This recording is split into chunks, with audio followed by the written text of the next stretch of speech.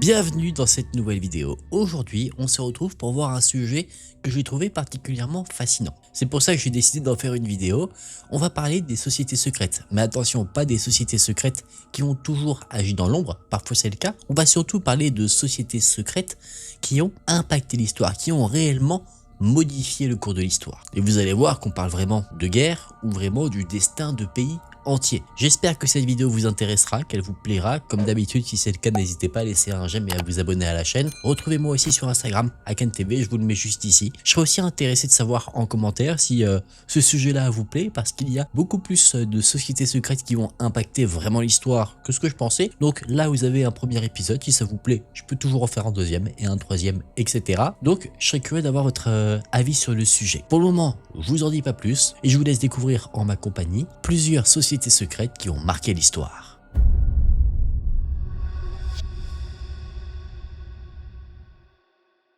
Le 28 juin 1914, à Sarajevo, une voiture avance lentement dans la rue de la ville. À son bord se trouve l'archiduc François Ferdinand, héritier du trône austro-hongrois, et son épouse Sophie, duchesse de Hohenberg. Leur visite n'est pas anodine. François Ferdinand est venu en Bosnie-Herzégovine en tant qu'inspecteur général de l'armée impériale, dans une province annexée par l'Autriche-Hongrie quelques années plus tôt et traversée par de très fortes tensions politiques. Ce matin-là, plusieurs jeunes hommes sont placés le long du parcours officiel.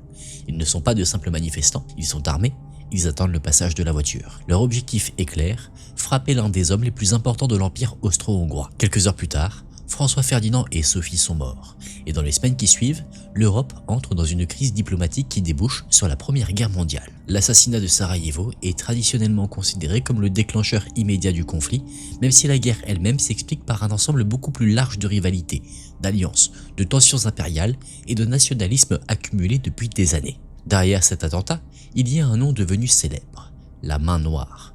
Son vrai nom est Ujedinjenje ili smrt, ce qui signifie l'union ou la mort. C'est une société secrète serbe fondée en mai 1911 par un groupe d'officiers influents de l'armée serbe. À sa tête, on retrouve une figure centrale, Dragutin Dimitrijević, surnommé Apis. Il n'est pas seulement un militaire, il est aussi un homme de réseau, un conspirateur et l'un des personnages les plus dangereux de la Serbie du début du XXe siècle. Pour comprendre la Main Noire, il faut revenir quelques années en arrière. En 1908, l'Autriche-Hongrie annexe officiellement la Bosnie-Herzégovine. Le territoire était déjà administré par Vienne depuis le traité de Berlin de 1878, mais cette annexion provoque une crise majeure. Pour beaucoup de nationalistes serbes, la Bosnie-Herzégovine n'est pas un simple territoire voisin, c'est une région où vit une importante population serbe et elle doit, selon eux, être rattachée un jour à un ensemble national serbe plus vaste. La Serbie, elle, sort d'une période politique instable. En 1903, un coup de palais renverse la dynastie Obrenović, perçue comme proche de l'Autriche-Hongrie. Des officiers, parmi lesquels Apis, jouent un rôle dans ce basculement. Le pouvoir passe ensuite à la dynastie Karađorđević, plus favorable aux ambitions nationales serbes. Ce contexte est essentiel. La Main Noire ne naît pas dans un pays neutre ou apaisé, elle apparaît dans un état où une partie de l'armée estime que la mission nationale de la Serbie dépasse les limites de la diplomatie classique. Officiellement, la Main Noire veut réaliser l'unification des Serbes. Dans son vocabulaire, cela signifie rassembler les populations serbes vivant hors du royaume de Serbie, notamment dans les Balkans, ottomans et en Bosnie-Herzégovine. Mais cette ambition n'est pas seulement culturelle ou politique, la société accepte l'idée de la violence. Ses membres ne rejettent ni les moyens militaires, ni les moyens clandestins, ni les méthodes terroristes. L'organisation fonctionne dans le secret, avec une discipline stricte, une hiérarchie et une logique de cellules. Dans ses propres textes, la Main Noire affirme que la lutte révolutionnaire passe avant l'action culturelle. Ses statuts insistent aussi sur le secret absolu. Les membres ne sont pas censés tous se connaître. Ils doivent obéir aux directives de l'organisation. L'intérêt de la société passe avant l'intérêt individuel. Même son symbole est pensé pour impressionner. Un bras tenant un drapeau, un crâne, des os croisés, un couteau, une bombe et une fiole de poison.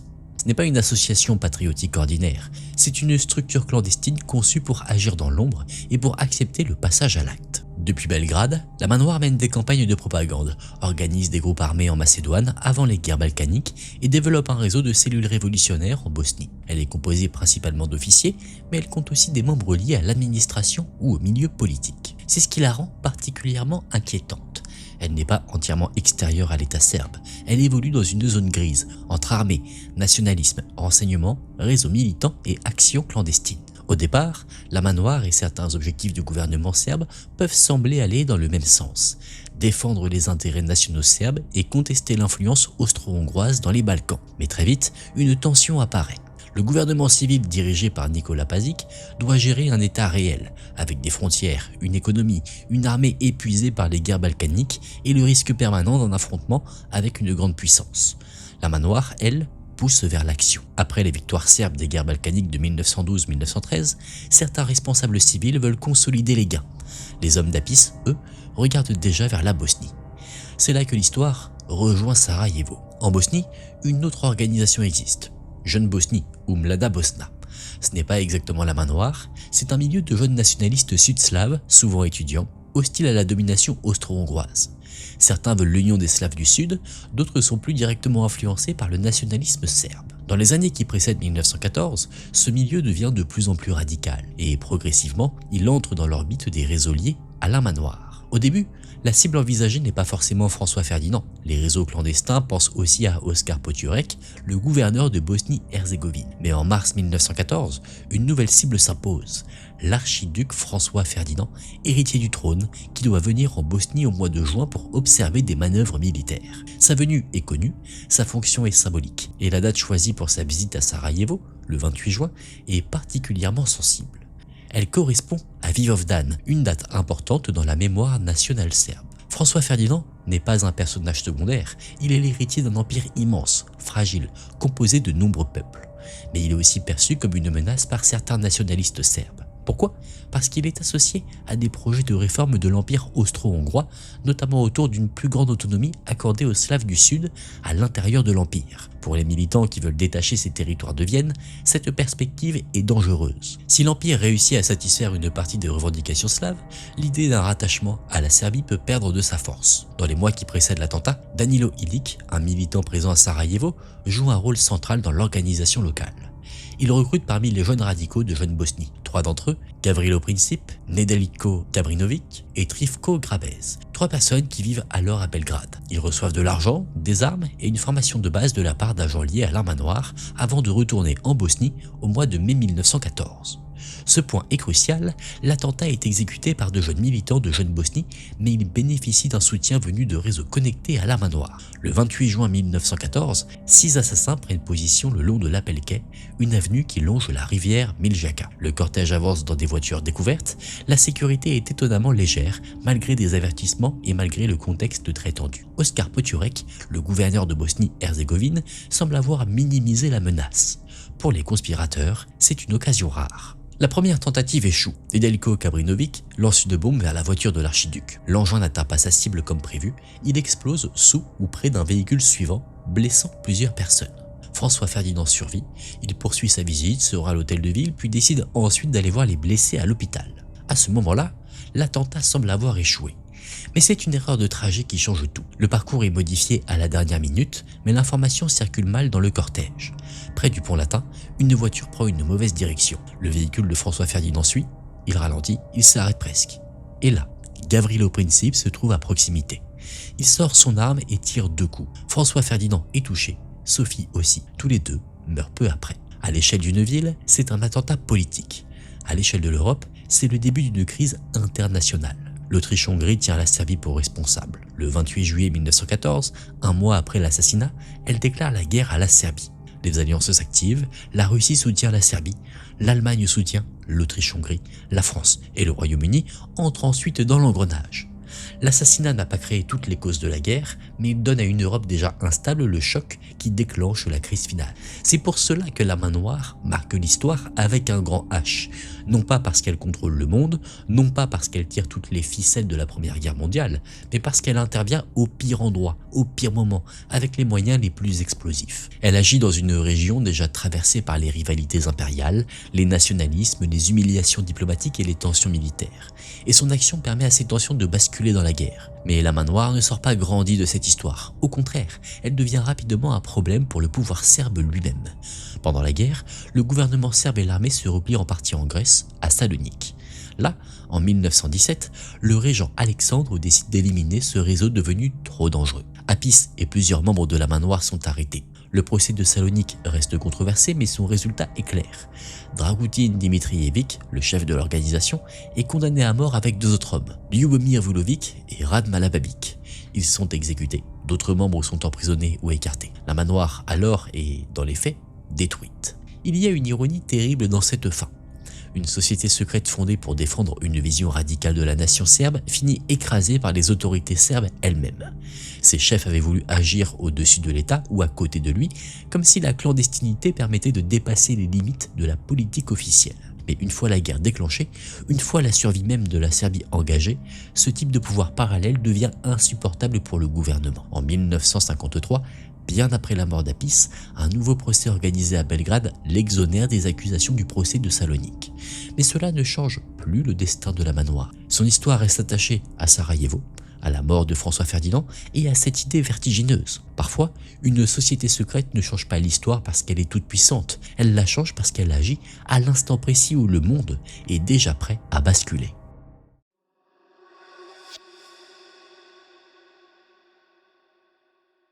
Au début du XIXe siècle, la Grèce n'existe pas encore comme État indépendant. Le territoire grec est en grande partie intégré depuis des siècles à l'Empire ottoman. Athènes n'est pas la capitale d'un pays libre. Constantinople, l'ancienne capitale byzantine, est devenue Istanbul, et dans les Balkans, des millions de chrétiens orthodoxes vivent sous l'autorité du sultan. Cette domination n'est pas nouvelle, elle remonte à la conquête progressive des territoires byzantins par les Ottomans entre le XIVe et le XVe siècle. Mais au début des années 1800, le monde autour de l'Empire ottoman a changé. Les idées de la Révolution française ont circulé, les guerres napoléoniennes ont bouleversé l'Europe, et chez une partie des Grecs de la diaspora, l'idée d'un soulèvement national devient de plus en plus concrète. C'est dans ce contexte qu'apparaît une société secrète dont le nom est beaucoup moins connu que celui de la Main Noire, mais dont le rôle historique est immense. La Philiki Eteria, que l'on peut traduire par la Société des Amis. Elle est fondée en 1814 à Odessa, dans l'Empire russe, par 3 Grecs de la diaspora. Nikolaos Skoufa, Emmanuel Xanthos et Athanasios Tsakalov. Odessa n'est pas un choix anodin, c'est un grand port de la mer Noire, un carrefour commercial, un lieu où les marchands grecs sont présents, actifs, connectés à plusieurs régions et capables de faire circuler des informations, de l'argent, des lettres et des hommes. Les fondateurs ne sont pas des princes ni des généraux, ni des ministres. Ce sont des hommes issus du monde marchand, de la diaspora grecque, habitués au réseau, aux déplacements et aux contacts internationaux. C'est justement ce qui rend leur projet possible. La Philiki Eteria ne naît pas dans un palais, elle naît dans les circuits commerciaux, dans les arrière-salles, dans les conversations discrètes entre expatriés grecs, dans un monde où les frontières politiques sont rigides, mais où les marchands, eux, savent déjà circuler d'un empire à l'autre. Son objectif est simple à formuler mais immense à réaliser. Préparer une insurrection contre la domination ottomane et obtenir l'indépendance grecque. La société veut rassembler les Grecs autour d'un projet révolutionnaire. Elle ne veut pas seulement discuter d'idées patriotiques, elle veut organiser une guerre. Cela suppose de recruter des membres, de collecter de l'argent, de contacter des chefs militaires, de convaincre des notables, de mobiliser la diaspora et surtout de donner à des hommes très différents l'impression qu'un soulèvement coordonné est possible. Au départ pourtant, la Philiki Eteria est fragile. Son projet est ambitieux, mais ses moyens sont limités. Les premiers recrutements sont difficiles. Les fondateurs ne disposent pas encore d'une autorité suffisante pour convaincre les grandes figures grecques de se rallier ouvertement. Pour beaucoup, une révolte contre l'Empire ottoman semble presque suicidaire. L'Empire est ancien, immense, armé, encore redoutable, et les Grecs, eux, sont dispersés. Certains vivent dans les territoires ottomans, d'autres dans les îles, d'autres encore dans les communautés marchandes de Russie, d'Europe centrale, de Constantinople ou de la Méditerranée.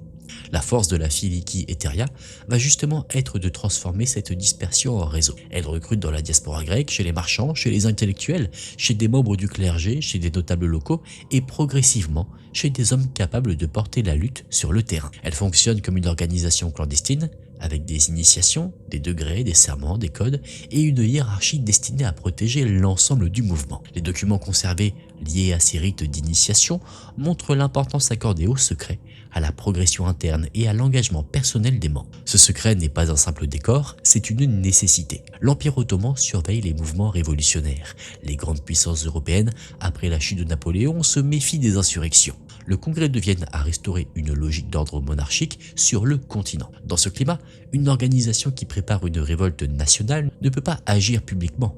Elle doit avancer masquée, donner à ses membres juste assez d'informations pour agir, mais pas assez pour compromettre tout le réseau en cas d'arrestation. La Filiki Eteria comprend aussi quelque chose d'essentiel. Pour convaincre, il ne suffit pas d'avoir une idée, il faut créer une impression de puissance. Les fondateurs laissent entendre que derrière la société se trouve une autorité plus haute, mystérieuse, peut-être liée à la Russie. Cette ambiguïté est capitale. Beaucoup de Grecs savent que la Russie orthodoxe est l'une des grandes puissances capables de peser face à l'Empire ottoman. Faire croire ou laisser croire que la Filiki Eteria bénéficie d'un soutien russe donne au projet une crédibilité énorme. Cette stratégie fonctionne, mais elle est dangereuse, car le soutien russe n'est pas aussi clair que certains membres veulent le croire. En réalité, la société cherche d'abord à obtenir l'appui d'une figure prestigieuse, Ioannis Kapodistrias. Il est grec, originaire de Corfou, et il occupe une position très élevée dans la diplomatie russe, au service du tsar Alexandre Ier. Pour la Filiki Eteria, un homme comme Kapodistrias serait un chef idéal. Il donnerait à la société une légitimité politique, une aura internationale et peut-être l'espoir d'un appui russe. Mais Kapodistrias refuse. Il comprend le danger d'un soulèvement mal préparé. Et sa position au sein de l'appareil diplomatique russe l'empêche de se placer à la tête d'une conspiration révolutionnaire. Après ce refus, la société se tourne vers un autre homme, Alexandre Ypsilantis. Lui aussi appartient à une grande famille grecque.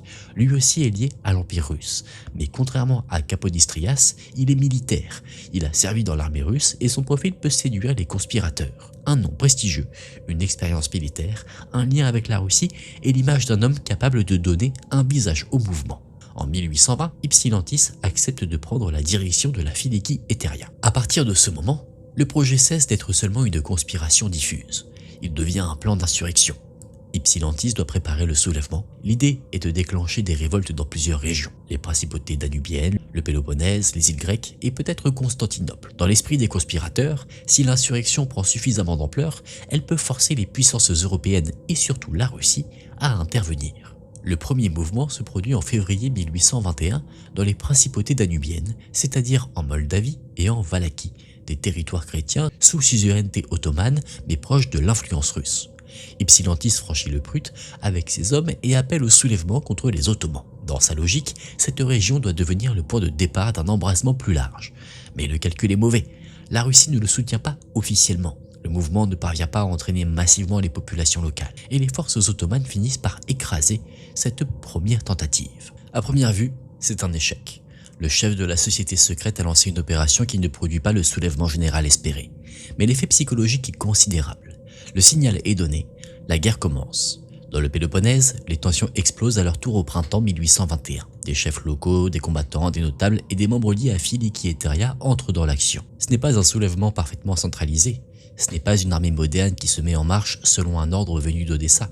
C'est une révolution complexe, faite de réseaux, de chefs régionaux, de calculs locaux, de ferveur religieuse, de volonté nationale, de violence, d'espoir et de rivalité.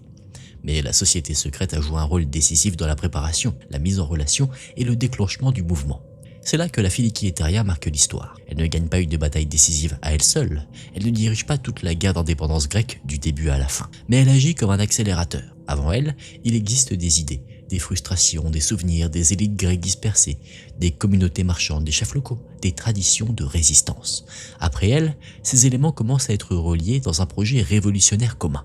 La société transforme une aspiration en organisation. Elle donne une forme clandestine à une idée qui, jusque-là, pouvait rester abstraite. La libération de la Grèce. La guerre d'indépendance grecque est longue et difficile. Elle commence en 1821 et se prolonge pendant des années. Les insurgés connaissent des victoires, mais aussi des défaites, des massacres, des divisions internes, des guerres civiles entre factions grecques et l'intervention de forces ottomanes et égyptiennes. À partir du milieu des années 1820, la situation devient critique pour les Grecs, notamment avec l'intervention d'Ibrahim Pacha en Morée. Mais progressivement, la cause grecque attire aussi l'attention de l'Europe. Le philhellénisme se développe, des volontaires, des intellectuels, des artistes, des opinions publiques européennes soutiennent les insurgés. Les grandes puissances finissent par intervenir diplomatiquement et militairement. En 1830, le protocole de Londres reconnaît officiellement l'indépendance de la Grèce. L'État grec né de cette guerre est encore limité territorialement. Il ne correspond pas à tous les rêves des révolutionnaires, ni à toutes les régions peuplées de Grecs. Mais il existe. Pour la première fois depuis des siècles, un État grec indépendant est reconnu sur la scène internationale. La Filiki Eteria, elle, ne survit pas vraiment à ce qu'elle a déclenché. Une fois la révolution lancée, le réseau secret est dépassé par l'événement. La guerre crée ses propres chefs, ses propres assemblées, ses propres rivalités, ses institutions. Des figures militaires comme Théodoros Kolokotronis, des politiques comme Alexandros Mavrokordatos, des chefs locaux, des armateurs, des combattants des îles, des clercs et des notables prennent une place centrale dans le conflit. La société secrète a préparé le terrain, mais elle ne peut pas rester le centre d'un mouvement devenu national, militaire et international. Son destin est donc différent de celui de la Main Noire. La Main Noire est détruite par la répression et par les luttes internes du pouvoir serbe. La Filikietaria, elle, disparaît surtout parce que son objectif initial finit par la dépasser. Elle était faite pour préparer une insurrection dans l'ombre, mais quand l'insurrection devient une guerre ouverte, quand la question grecque arrive sur les tables diplomatiques européennes, quand des assemblées révolutionnaires se forment et qu'un État commence à naître, le secret n'est plus l'outil principal. L'histoire est sortie des caves, des ports et des serments. Elle est passée sur les champs de bataille, dans les villes insurgées, dans les chancelleries européennes, puis dans les traités internationaux. C'est ce qui rend la Filikietaria aussi intéressante. Elle n'a pas contrôlé la guerre d'indépendance grecque comme une main invisible, elle n'a pas créé seule le désir de la liberté, elle n'a pas inventé l'identité grecque moderne, mais elle a donné à des hommes dispersés une structure, un calendrier, une promesse et un réseau. Et parfois, dans l'histoire, c'est exactement cela qui manque pour transformer une colère ancienne en événement mondial. En 1814, quelques marchands grecs fondent une société secrète à Odessa, et moins de 20 ans plus tard, la Grèce est reconnue comme un État indépendant. Entre les deux, il y a eu une guerre, des milliers de morts, des rivalités, des interventions étrangères, des défaites et des victoires. Mais au départ, il y a aussi cette organisation clandestine, née loin d'Athènes, loin du Péloponnèse, loin des grandes scènes officielles. Une société qui a compris qu'avant de libérer un territoire, il fallait d'abord relier des hommes entre eux, leur donner une cause commune et les convaincre que l'impossible pouvait devenir politique.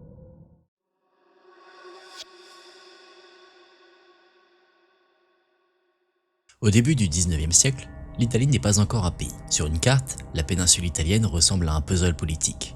Au nord, une partie des territoires est sous influence autrichienne. Au centre, les États pontificaux sont gouvernés par le pape. Au sud, le royaume de Naples et la Sicile forment un espace immense, instable, surveillé par les grandes puissances.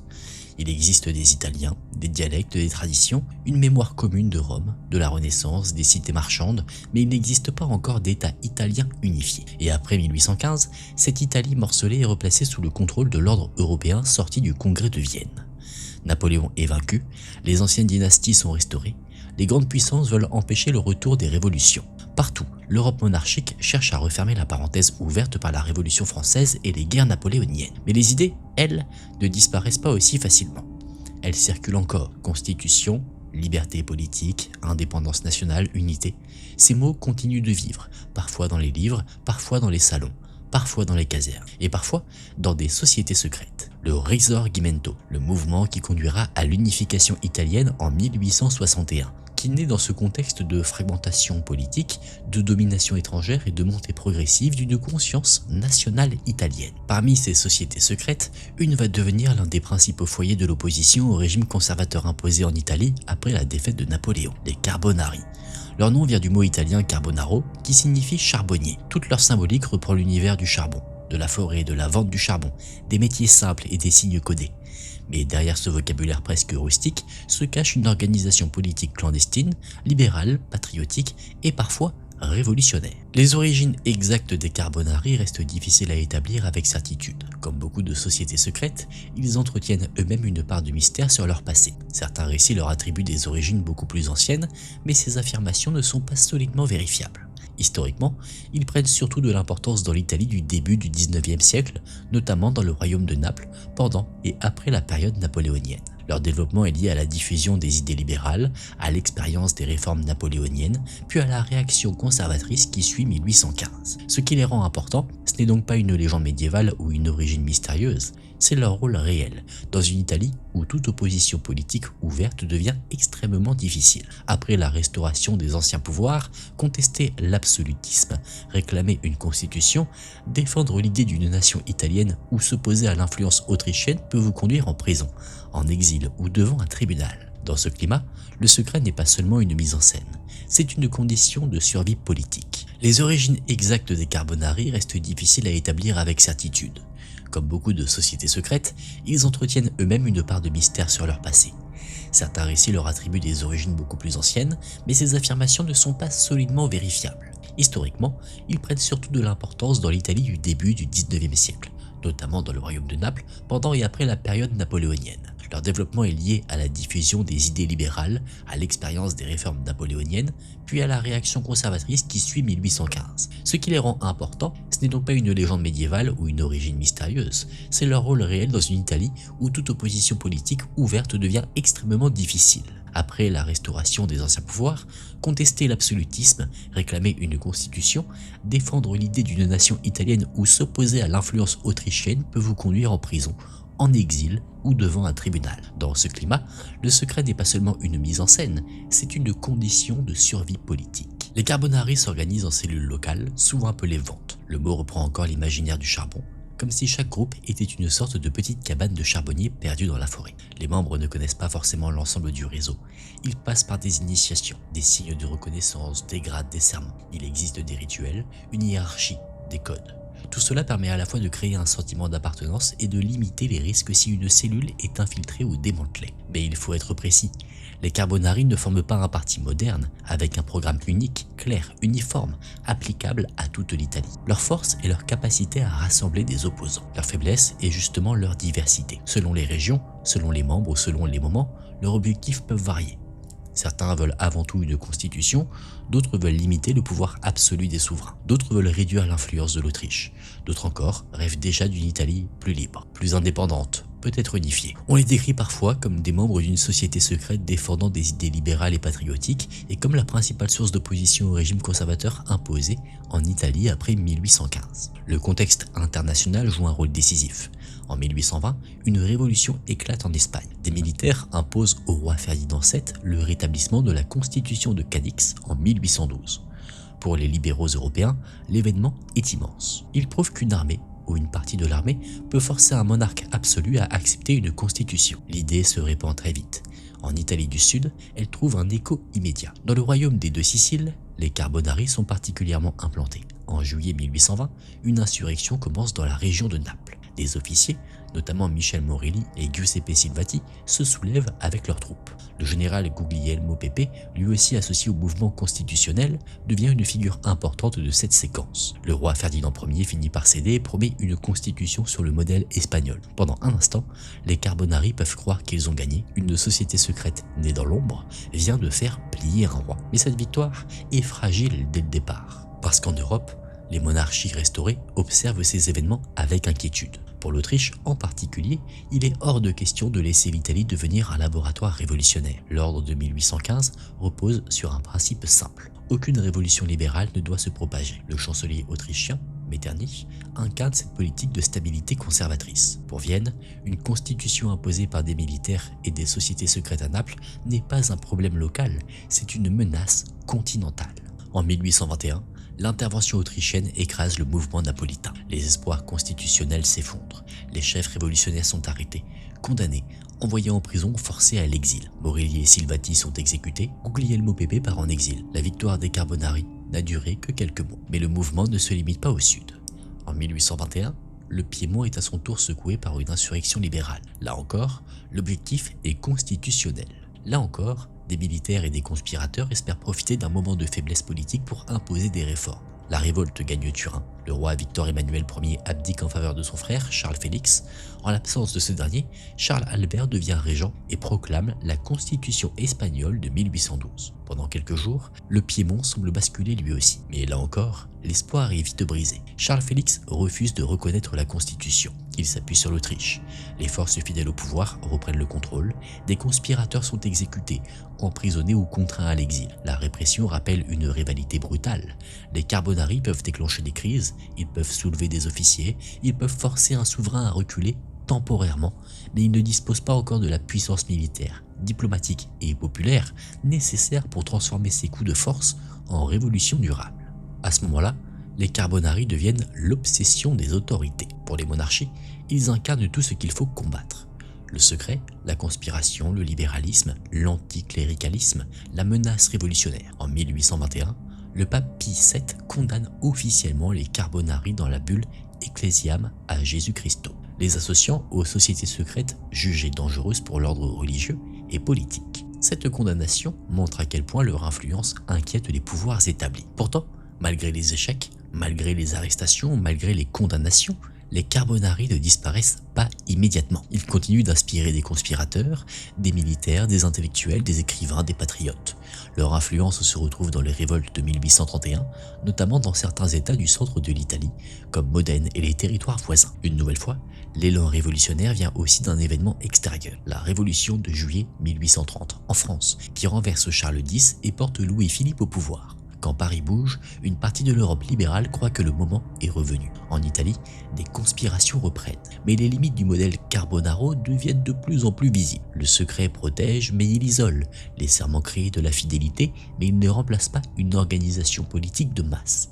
Les cellules permettent de conspirer, mais elles ne suffisent pas à mobiliser un peuple entier. Les Carbonari sont capables d'entraîner des officiers, des bourgeois, des élites locales, mais ils peinent à transformer leur soulèvement en mouvement national profond. Leur action reste souvent fragmentée et régionale, dépendante d'occasions politiques et de soutien militaire incertain. C'est là qu'apparaît une nouvelle génération. Giuseppe Mazzini, l'une des grandes figures du nationalisme italien, passe lui-même par l'univers des Carbonari. Mais il finit par considérer que leur méthode ne suffit pas. En 1831, il fonde Jeune Italie, une organisation qui veut donner au combat national une base plus claire, plus populaire, plus morale et plus politique. Là où les Carbonari s'appuient sur le secret et parfois sur l'espoir d'un soutien extérieur, Jeune Italie veut éduquer le peuple italien à son rôle politique et promouvoir directement l'indépendance et l'unité. Cette différence est importante. Jeune Italie se construit en opposition aux méthodes clandestines des Carbonari et à leur dépendance envers des appuis extérieurs. C'est le signe que le temps des Carbonari est en train de passer. Leur influence décline progressivement dans les années 1830. Beaucoup de leurs anciens membres ou sympathisants rejoignent d'autres formes d'action politique. Le combat pour l'Italie change de nature. Il devient plus ouvertement national, plus idéologique, plus structuré autour de figures comme Mazzini, puis autour de réalités politiques et militaires plus puissantes. Le royaume de Piémont-Sardaigne, Cavour, Garibaldi, Victor Emmanuel II. L'unification italienne ne sera pas l'œuvre directe des Carbonari, elle viendra plus tard, en 1861, après une série de guerres, de soulèvements, de négociations diplomatiques et d'opérations militaires. Mais ce serait une erreur de dire que les Carbonari ont échoué sans laisser de traces. Ils ont échoué à court terme. Ils n'ont pas réussi à imposer durablement une constitution à Naples, ils n'ont pas libéré le Piémont, ils n'ont pas chassé l'Autriche, ils n'ont pas unifié l'Italie. Mais ils ont préparé une culture de résistance, ils ont formé des réseaux, ils ont habitué une partie des élites italiennes à penser la politique comme une lutte contre l'absolutisme et contre la domination étrangère. Ils ont montré que les régimes restaurés pouvaient être contestés. Ils ont donné au mot constitution, patrie, liberté et Italie une force nouvelle dans une péninsule encore divisée. Cette importance est très nette. Leur influence a préparé la voie au Risorgimento, le mouvement qui aboutit à l'unification italienne. Les Carbonari ne sont pas les maîtres cachés de l'unification italienne, ils ne contrôlent pas les rois, ils ne commandent pas les grandes armées, ils ne décident pas seuls du destin de la péninsule, mais ils occupent une place essentielle dans la première phase du combat. Ils sont là au moment où l'Italie n'est encore qu'une idée politique fragile. Ils appartiennent à cette période où l'on ne peut pas encore brandir librement un drapeau national, où l'on ne peut pas encore parler ouvertement d'unité, où les opposants doivent se reconnaître par des signes, des serments et des mots codés. Leur fin est donc paradoxale. Les Carbonari disparaissent comme organisation dominante, absorbés par de nouveaux mouvements plus modernes, plus populaires, plus explicitement nationaux, mais une partie de ceux qu'ils ont porté leur survie. Leur rêve devient plus grand qu'eux. Leur méthode est dépassée, mais leur combat continue. Quelques décennies après leur premier soulèvement, l'Italie devient enfin un royaume unifié. Et dans cette histoire, les Carbonari restent comme les conspirateurs de l'avant, ceux qui n'ont pas construit l'État italien de leurs mains, mais qui ont contribué à allumer les premières braises.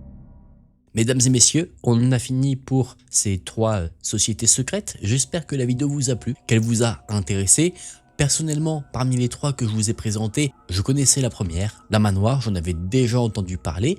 Les 2 autres par contre, ça a été une complète nouveauté pour moi, donc j'ai moi-même appris quelque chose en faisant la vidéo. J'espère que j'ai réussi à vous faire apprendre quelque chose aussi. Dites-moi en commentaire si c'est le cas. Si cette vidéo vous a plu, vous connaissez la chanson, vous pouvez laisser un j'aime, vous abonner, me retrouver aussi sur Instagram, je vous le remets juste ici à Ken TV. Merci d'avoir regardé cette vidéo jusqu'à la fin. Moi je vous dis à très vite dans une prochaine vidéo. Prenez soin de vous, c'était Ken. Salut!